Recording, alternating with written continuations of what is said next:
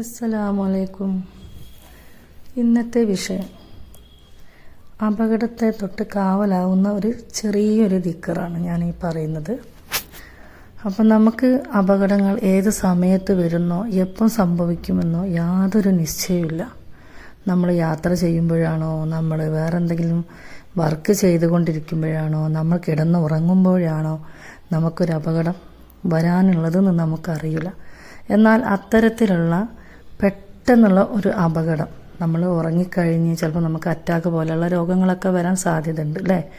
അപ്പോൾ അങ്ങനെയുള്ള അപകടത്തിൽ നിന്നും മരണമില്ലാതെ രക്ഷപ്പെടാൻ, അല്ലെങ്കിൽ നമ്മൾ വാഹനത്തിൽ യാത്ര ചെയ്യുമ്പോൾ അങ്ങനെയുള്ള കാര്യങ്ങൾ നോക്കുക. നമുക്ക് പല ആപത്തുകളുണ്ടാവും പെട്ടെന്ന് വരുന്നത്. കളിച്ചുകൊണ്ടിരിക്കുന്ന മക്കൾ വീണ് പോവുക, കുളിക്കാൻ പോകുന്ന മക്കൾ പുഴയിൽ വീണ് മുങ്ങി മരിച്ചെന്ന് കേൾക്കുക. അപ്പോൾ ഇതൊക്കെ നമ്മൾ പ്രതീക്ഷിക്കാണ്ട് ഉണ്ടാവുന്ന മരണങ്ങളുണ്ട്.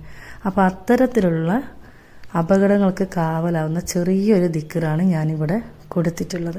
അത് ദിവസവും രാവിലെയും വൈകിട്ടും 3 തവണ വെച്ചിട്ട് രാവിലെയും വൈകുന്നേരം അങ്ങനത്തെ ചൊല്ലാം. ശേഷം നിങ്ങൾ എന്ത് ചെയ്യാം, അതിൻ്റെ കൂടെ ചെറിയൊരു ഇസ്മും അള്ളാഹുവിൻ്റെ നാമം യാ ലത്തീഫു 129 തവണ ചൊല്ലാം. ഇങ്ങനെ ചൊല്ലുന്നതോടുകൂടി നമുക്ക് എന്ത് ആപത്തുകളാണെങ്കിലും അത് റബ്ബ് തട്ടി നീക്കുന്നതാണ്. ഇൻഷാ അല്ലാഹ് എല്ലാവർക്കും നല്ല ഹൈറായ സന്തോഷമുള്ള ഒരു സമാധാനമുള്ള ജീവിതം എല്ലാവർക്കും അള്ളാഹു നൽകുമാറാകട്ടെ. ആമീൻ.